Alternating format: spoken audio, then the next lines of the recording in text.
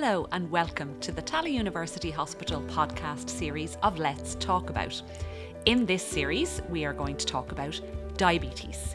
You will find this and our previous series on the hospital YouTube channel, Facebook page, Apple Podcasts and Podbean. Each episode is for people with diabetes, their families and carers, health and social care staff, and anybody who has an interest in the health needs of people with diabetes. We will speak with experts from the HSE's Chronic Disease Management Hub here in Tallaght, who specialise in diabetes support and management, and our own experts in the Diabetes Day Centre at Tallaght University Hospital. This Let's Talk About Diabetes series has been brought to you by TUH in partnership with the Healthy Communities Development section of South Dublin County Partnership. My name is Valerie Twomey. I am a clinical neuropsychologist and head of psychology at Tallaght University Hospital. I also work directly with patients in the TUH Diabetes Day Centre. In this episode of Let's Talk About Diabetes, I am delighted to welcome Fiona O'Shea and Rachel Sheane, senior community dietitians working in diabetes and based in the Chronic Disease Management Hub in Tallaght. Today we are talking about diabetes education and how important it is to have knowledge when managing your diabetes. Welcome Fiona, welcome Rachel, and hello and thank you for joining us. Hi Valerie, thank you very much. It's great to be here. Hi Valerie, delighted to be here as well.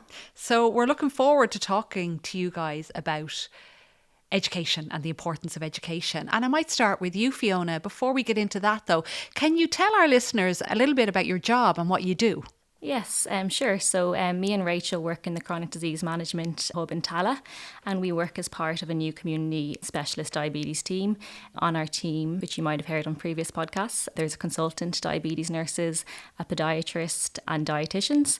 And, you know, every member of the team is really essential because we all specialise in a different aspect of diabetes care to help people living with diabetes. And I might just recap as well, if it's okay, just kind of about our hub and that would be what great, it is. Because we've heard a bit about the team today, so it'd be lovely to hear a little bit more about the supports and the services you offer. Great, thanks. So Chronic Disease Management Hubs are part of the HSE's Enhanced Community Care Programme, and the aim of the programme is to enhance and increase community health services and reduce the intense pressures that have been put on hospital and GP services, as we know. So it really aims to help people to self-manage their own condition and integrate care between the GP specialist service in the community and the hospital services as well. And in the Chronic Disease Management Hub in Tallaght, we see patients that fall within the catchment area of Tallaght University Hospital. What is your primary role in supporting patients with diabetes then? What are the types of things they would learn from you? Yeah, so I think when people come to see a dietitian, they often are not sure what to expect, and people might share after the appointment that they're dreading. Yeah. They've been dreading it the night before, and sometimes they even say they've enjoyed it, which is great. But yeah, we really want people to know, you know, that we're not terrifying, hopefully. And yeah, so it might be useful if I explain maybe what to expect when they see a dietitian. Mm-hmm. So when people see a dietitian, really kind of, I guess, essentially first what we're doing is just trying to get to know the patient a little bit better. So we're trying to collect information on, you know, their social information, medical information, and we really want to know about their day-to-day diet. So that's really of interest to us. And gathering this information really means that we can individualise the advice to the patient. So then I suppose what we'd do after we gather information, we would go through education on diet and diabetes. And in Ireland, we have the Healthy Eating Guidelines that are essentially recommendations on healthy eating and a balanced diet. And they provide a consistent and evidence-based approach to healthy eating advice. So the Healthy Eating Guidelines are also advised for people with type 2 diabetes. So it's you know, what's recommended just for the general population. And obviously in some circumstances, people might have specific other medical conditions where that advice might need to be adapted to them. But often then when we go through the education, people are very kind of forthcoming with they kind of say themselves, oh, I need to change that, which is great because essentially then they're coming up with the plan themselves. And we really like people with diabetes to lead the plan and so they can kind of suggest changes because ultimately it is their choice with what they want to implement. And we really want to bring out the patient's internal motivation than simply just, you know, telling them what to do. And we find this is a lot more empowering to the patient. And it sounds to me like you really support them in living their own lives but with your expertise in terms of, how they manage particularly their diet and their day-to-day. So it sounds like a lovely partnership between you and the patient, I would imagine. Is that how would you describe your work? Yeah, that's exactly what it is. It's a partnership, and I guess we're kind of guiding them. They're kind of giving us the information about what they want to do. Yeah. And sometimes, we might suggest changes, but it's ultimately, it's their decision. But yeah, often we find people are kind of ready to go with, when you give the education, they can see themselves with what kind of changes they want to make. Great. So that kind of leads me next into a question that I had for Rachel, actually, because you mentioned about the education and how important it is. And I think it was Discover is the programme that you mentioned, Fiona. Rachel, can you tell us and our listeners actually a little bit more about the Discover programme, what it involves and actually how people can avail of that course? Absolutely. So I think I love an opportunity to be able to promote Discover Diabetes. So for anyone out there who hasn't heard of our Discover Diabetes programme, it's a programme that's actually run nationally. It's run by diabetes dietitians like myself and Fiona, and it's for people who are living with type 2 diabetes. So we're actually really, really lucky in our catchment area around Tallaght. Discover Diabetes is fully up and running. We offer Discover Diabetes a lot of different ways. So we really try to suit everybody's needs. For example, we offer face-to-face courses where you come in, you see us in a local primary care centre. The face-to-face course, it's over 4 weeks, 2 hours for every session. And we also offer online courses for people that prefer to do the course from the comfort of their home. So those sessions, they can be in the morning or evening, and they are 1.5 hours over 6 weeks. So lots of ways to do the course. So really, I suppose what the course is, what we're aiming to do when it comes to Discover Diabetes is we want people to understand their diabetes. We want them to understand what it is. We want them to understand why do we want to keep their blood glucose levels in a certain target. And we want them to understand the different ways in which we treat diabetes, because it's not a one size fits all when it comes to treating diabetes, as we know. So just to give a little bit of context as well, a lot of people come to their first session and they feel really lost. They feel they don't know how they're managing with their diabetes. They don't know what their results are. They don't know what food choices they're meant to be making. They don't know how to exercise. And if you think about when we attend the GP or we go to the hospital, we have very little time. These services are so busy. And a lot of times people with diabetes, they might only get 3 hours with a healthcare professional, be it the GP or the diabetes team, talking about their diabetes specifically. And that's very little, because if you think about it, for the other nearly 9,000 hours of the year, they're at home on their own, dealing with this themselves, taking their medications, managing their food choices, trying to keep active. And that is really, really difficult when you don't know what you're doing and why you're doing it. So we call Discover Diabetes a self-management education programme. And what self-management means, it's not that we're teaching people about diabetes and sending them off to do their own thing. What it means is that we want them to have the knowledge and skills to be able to manage their own diabetes. So we often use this analogy of a car, that the person living with diabetes, they're in the driver's seat and they are taking the lead with their diabetes journey. They are making decisions at home around their food choices, exercising, taking their medications, doing their diabetes health checkups, and the healthcare professional is with them in the passenger seat, and we are working collaboratively with them to manage their diabetes. So that is really the goal with Discover Diabetes. It's to give every participant that comes through the door that chance to understand their diabetes.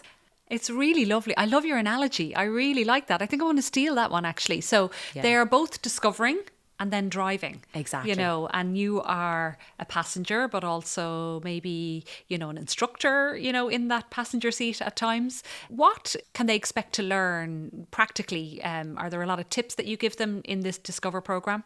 Absolutely. It's a great question. And I suppose the one thing to remember when it comes to diabetes is that it's not a one size fits all.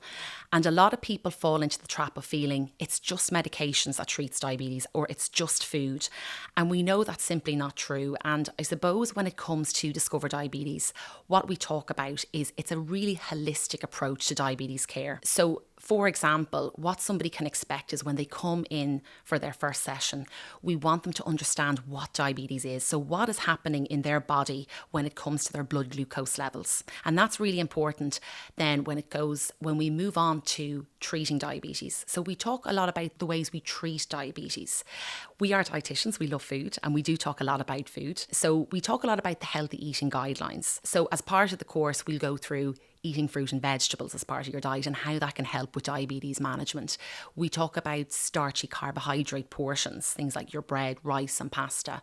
We talk about including healthy protein sources, healthy fats for your heart health.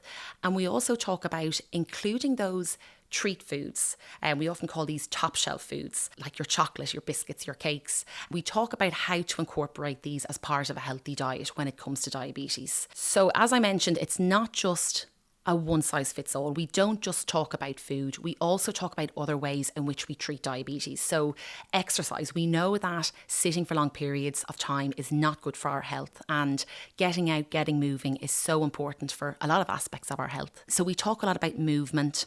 We talk about stress management. We talk about how diabetes medications work in our body and how they help improve our blood glucose levels.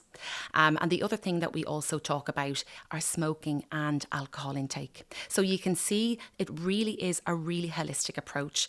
The other thing that we talk about, Valerie, which I know a lot of people out there probably know a lot about diabetes, but they find it really hard to actually implement changes. And it is a really difficult thing to do. You know, sometimes there might be barriers to making changes, whether it be lifestyle or finances. There's so many different reasons that people say is a real barrier to them making positive changes in their lives.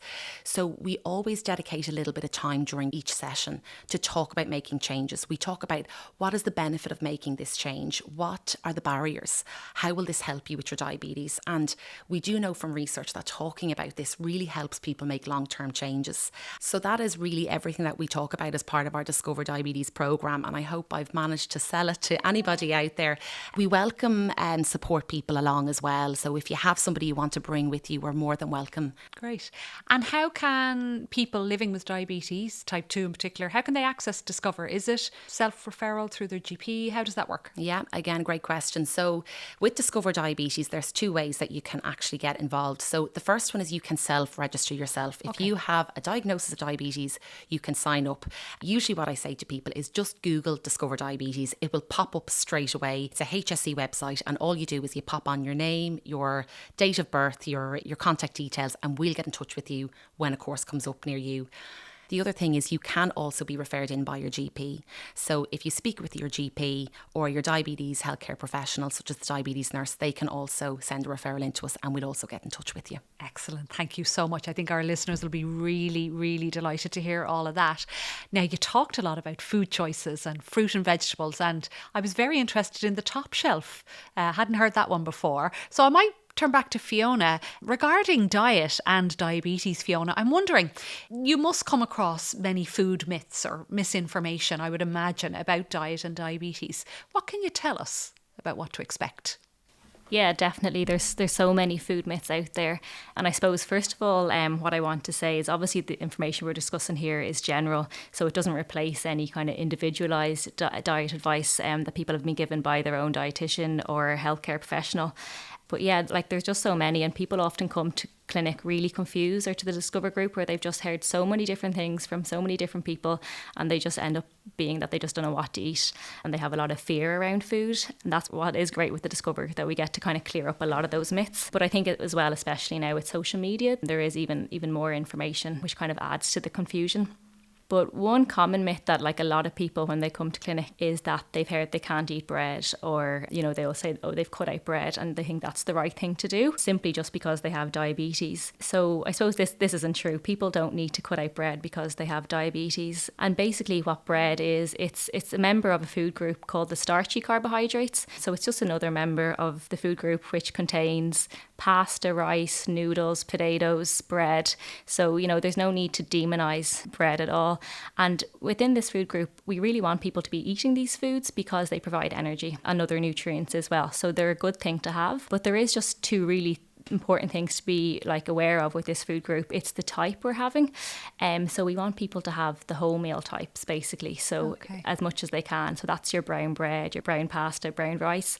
And these have, they'll have more nutrients and benefits than kind of the white versions or the refined versions. So they'll have lots of fibre, which is, so essential for us. And they'll have things like B vitamins as well. And then I guess, so the type is really important, but the next thing that's so important is quantity. So it's about portion size. Often, I guess we have a little bit maybe of portion distortion. What we think is a portion may be a lot bigger than what we actually need. So we want people to be having enough of these foods, but not an excessive amount. And kind of our requirements for these foods depends on, our gender, our age and our activity level. Something we go through very much in detail in the Discover course, but really a really practical way just to think about it is the portion plate. I don't know if you've heard about that. Yeah, oh yes, I've seen them. Yeah. So you can buy them as well. And we often in clinic will print out a picture of it and give it to people. So it's just a really practical way to implement it. And it's basically ideally filling about half your plate with vegetables, a quarter with, your pasta, your rice, your noodles, your potatoes, and then a quarter with your high protein sources like your meat, your fish, your legumes, our pulses and our eggs. So that's just a really practical thing people can do at home. Yeah, basically bread isn't banned, no. I might ask Rachel the same question, maybe a little different slant to it. What for you, Rachel, is the common food myth that you commonly come across in your clinic and particularly in the programme as well? So I think the most common myth that I get asked when people come to clinic or to Discover Diabetes is that when you have a diagnosis of diabetes that you can't eat fruit. So they often say bananas or grapes are full of sugar, they're off the table.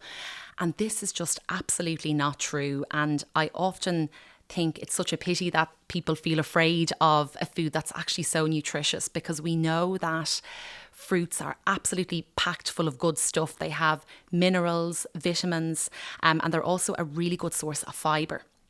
So if you were to juice an orange and take all the juice out, you'd be left with that pulp or that roughage. And that fibre that's left is actually really good for diabetes, because we know when you have a meal or a snack that contains fibre, your blood glucose levels tend to be a little bit better controlled. People probably aren't eating enough fruit to begin with. And I think when it comes to diabetes, it gets a bad reputation because fruit contains a natural sugar called fructose. And a lot of people think fructose is the exact same type of sugar as your added sugar or your processed sugar, like your bar of chocolate or your muffin or, your piece of cake. And again, this isn't true, because if we think about those foods, those top shelf foods, like your cake, your chocolate, your biscuits, they generally have very little fibre. So there is nothing there helping to control the blood glucose levels. And they also generally have a lot of fat that isn't great for our heart health. And they might have a lot of salt. They have very little minerals and vitamins. So you're not really getting much nutrition from that food. Whereas when it comes to fruit, they do have that fibre, which really helps with glucose control. And they also have those minerals and vitamins. So I suppose on the other side of things, too much of anything is not a good thing. So we want people to eat fruit and enjoy it, but we also do give a few recommendations as part of our clinics or our Discover Diabetes course when it comes to eating fruit with diabetes. So there's 3 things we usually go through. We usually say it's a good idea to keep your fruit portions to 2 or 3 servings per day, and then the rest of your fruit and veg servings are vegetables. So a serving would be 1 big piece of fruit, like an apple or an orange or a small to medium banana, or it would be 2 kiwis or 2 plums or a handful of grapes, maybe 10 grapes or a handful of berries. So it depends on what type of fruit we're talking about. So keeping it to 2 or 3 portions, spacing out your fruit can help. So don't have all your fruit in one go. Have a banana with your cereal in the morning. Have a apple with your lunch and maybe yogurt and berries in the evening. That's just an example. So spacing them out can help. And the last thing that we usually recommend is limiting fruit juice. And this actually applies to really everybody. Fruit juice shouldn't be our sole source of fruit, because we know that it's missing that fibre, that roughage. It's missing that nutrient that helps with our glucose control. And the other thing is it's more difficult to control the portion of fruit. I mean, how many oranges does it take to make a glass of juice? Probably a lot more than 1. So it's a good idea to limit juice and always eat your fruit whole. So I suppose the message is not to be afraid of fruit, but when you have diabetes, it's about how you're eating it and how you're including it in your diet. Okay, and it sounds like routine is very important. And I'm guessing that, through the education programme that you guys lead nationally and also through your clinic interactions, people get a lot of information. So I'm certainly taking home quite a few messages from listening to you today. Fiona, before we wrap up, is there anything further you think our listeners would like to learn from you today? Any further points that you think would be really helpful for them? Yeah, I suppose one thing I really want to, shout out is kind of the other community services that we link in with, which is like a really key part of our work. And it's really great to have these services available, and they really support people making the changes they want to make. There's a service called Xwell Medical. So this is basically a community-based supervised exercise class, and it's for people with long-term illnesses. And to attend, they need to be referred by a healthcare professional or their GP. So, we can send those referrals if we see people. Another amazing course is Healthy Food Made Easy, which is available in the Clondalkin and Tallaght area. And it's basically a cookery class where people learn to make healthy meals on a budget. So often we might see people, and they might have limited cooking skills and they really want to learn how to make healthy meals. So we can refer them to that, which is great. And the other thing is social prescribing as well. So we can refer people to a social prescriber. And basically what they do is they meet with the patient and they kind of get to know the patient individually, and they might reconnect or connect the patient with things generally in their community. Like it could be group classes, it could be volunteering, different services. And definitely, I suppose from all those 3 courses, the feedback from people with diabetes is, they really find them beneficial, and they really enjoy them as well, which is most important. Yeah, it really speaks to that holistic approach that you talked about, and social connection, and hearing how other people are living well with their diabetes, I think is really, really important. So thanks for touching on that. Thank you. Rachel, I'm going to ask you the same question. Anything you'd like to let the listeners know and like to say on the podcast today that perhaps we didn't get to discuss earlier? Yeah, I think the main thing, Valerie, is just that, for those out there living with type 2 diabetes that feel a little bit lost, I just want them to know that support is out there, and that we do have the Discover Diabetes programmes, and we are delighted for people to come through our door and get that support. And the other thing is just for people to remember that it's not a one size fits all. And I know we've spoken a little bit about the different approaches to managing diabetes, whether it be medication, exercise, food. So a lot of people maybe feel a little bit overwhelmed by all of those different treatment options. And it's important to remember that, every little change that anyone makes is going to make a big impact to their health. So we often encourage people just to pick something small, 1 or 2 small things, and make that change. And it can make a huge difference. So it's just... Yeah, and not to be afraid. Exactly. To also seek that support as well, I think. Yeah, exactly, not to be afraid to get that support. Yeah, so great. Well, thank you so much to our contributors today, Fiona O'Shea and Rachel Sheane, and thank you for listening. In our next podcast, we will be joined by Fiona Fulham, clinical nurse specialist, and Fiona Boyle, senior podiatrist, who will be talking about complications in diabetes. This Let's Talk About Diabetes series has been brought to you by Tallaght University Hospital in partnership with the Healthy Communities Development section of South Dublin County Partnership.